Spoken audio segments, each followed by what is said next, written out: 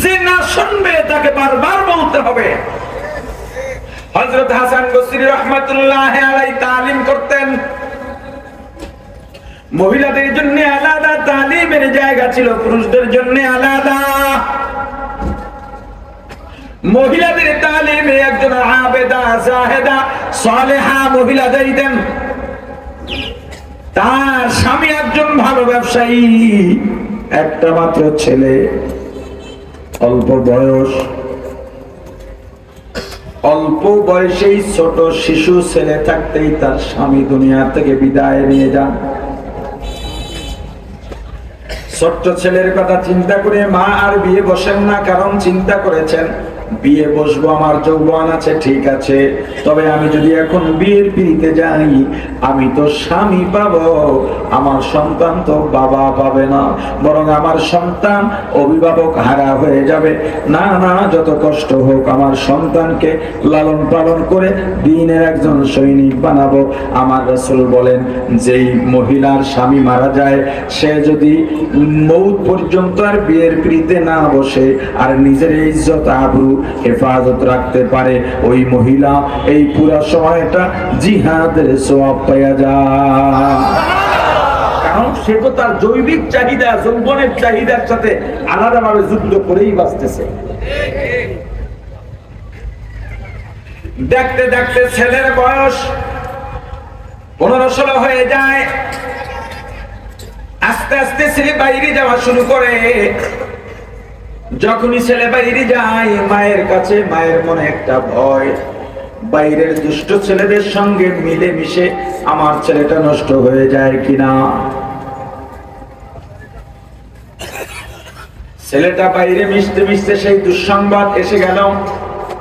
এখন ছেলে মদ গাঁজা ছাড়া কিচ্ছু বোঝে না, অন্যায় ছাড়া কিচ্ছু বোঝে না, নষ্ট হয়ে গেছে, জুয়ার মধ্যে লিপ্ত হয়ে গেছে, নেশার মধ্যে লিপ্ত হয়ে গেছে।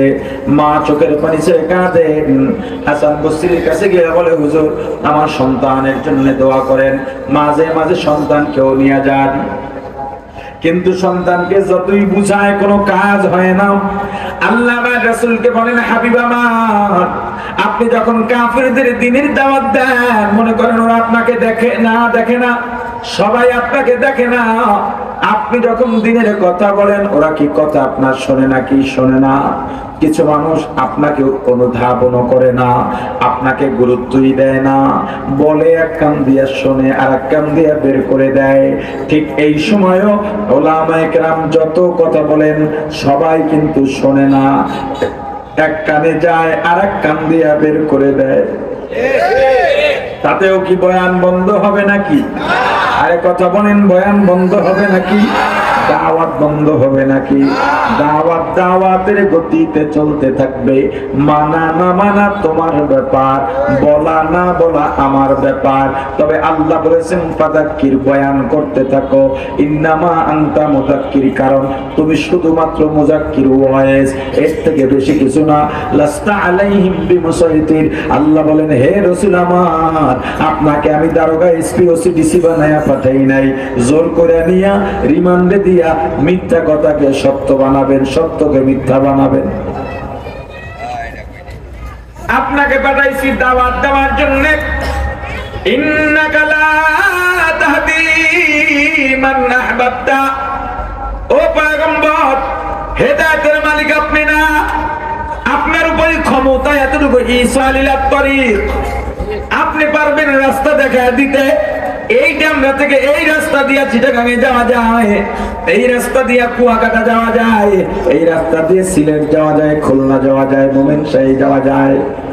ঈসা লিলাল মতলব, ওই জায়গায় পৌঁছে দেওয়ার দায়িত্ব কার? তবে আপনার ইচ্ছাটাও লাগবে, লাগবে কিনা? আরো জোরে বলেন। প্রিয় ভাই আমার, হেদায়েতের মালিক আল্লাহ, বয়ান তো বন্ধ হবে না। তুমি শোনো বা না শোনো, মানো বা না মানো, ওলামায়ে কেরাম বয়ান বন্ধ করবেন না, চলতেই থাকবে। এর ফায়দাও আছে না নাই? একটা সময় মহিলার ছেলেটা এতটাই বেঁকে গেছে, হাসান বসরি রাহমাতুল্লাহি আলাইহি চিন্তা করলেন অনেক সময় অন্যায় করতে করতে করতে করতে আল্লাহ মানুষের কলবে মোহর মেরে দেন। হয়তো এই ছেলেটার কলবে আল্লাহ মোহর মেরে দিয়েছেন, আর কোনো কথা বলে তাকে লাভ হবে না। মা বারবার বুঝান, হুজুর বলছেন, এ মহিলা, এ সন্তানের মা, তুমি যত চেষ্টা করো এই ছেলে আর দিনের পথে আসবে না, কিন্তু মা তো মাই, মায়ের কাছে ভালো সন্তানটাও সন্তান, খারাপ সন্তানটাও সন্তান। মায়ের কাছে ভালো আর খারাপ নাই, সন্তান সন্তানই। ভালো ছেলেটা দরজা নক করলেও মা দরজা খুলে দেন, খারাপ সন্তানটাও দরজা নক করলে দরজাটা মা খুলে দেন। বরং ভালো সন্তান বাড়িতে না ফিরলে মায়ের কোনো তেমন টেনশন হয় না, কারণ ওর উপরে আস্থা আছে। খারাপ সন্তানটা রাতে বাড়ি না ফিরলে মায়ের আর ঘুম হয় না, যায় নামাজ বিছাইয়া আল্লাহর দরবারে খারাপ সন্তানদের জন্য দোয়া করতে থাকে।